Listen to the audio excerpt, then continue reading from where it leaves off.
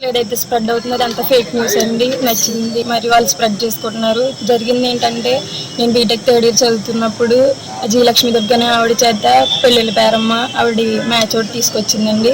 అమ్మకి నచ్చింది కదా అని చెప్పి నేను యాక్సెప్ట్ చేశాను. అయితే వాళ్ళు వస్తానని చెప్పి సెకండ్ డే నైట్ 2 days అలా ల్యాక్ చేసి సెకండ్ డే నైట్ రావడం జరిగింది 7:30 ఆ టైంకి.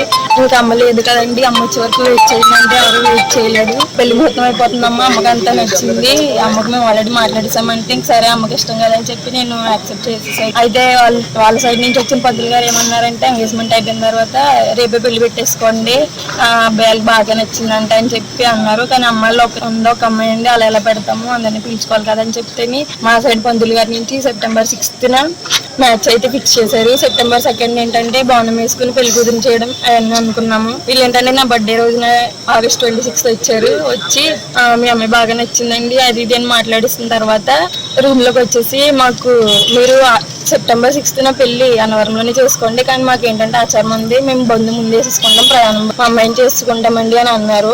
అమ్మాయిని చేసుకుంటామంటేనే ఇంకేమైందంటే August 26th బంధు అని చెప్పేసి బంధు వేసినట్టునే తాళి కూడా కట్టడం జరిగింది. రూమ్ లో అదేంటంటే వాళ్ళు ఎలా కట్టేస్తారని మా అమ్మ అడిగితే మీ సంప్రదాయం ప్రకారంగా మీరు చేసుకోండి, మా సంప్రదాయం ప్రకారంగా మేము చేసుకుంటామని చెప్తే ఇంక సర్లే అలాగో నచ్చింది కదా అని చెప్పి అమ్మ కూడా యాక్సెప్ట్ చేసింది.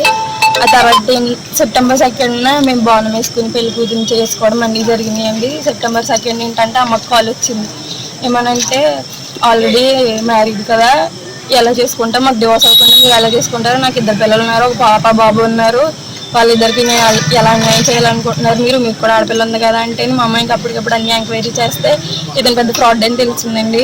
న్యూస్ ఛానల్స్లో ఏదైతే స్ప్రెడ్ అవుతుందో అదంతా ఫేక్ న్యూస్ అండి. నచ్చింది.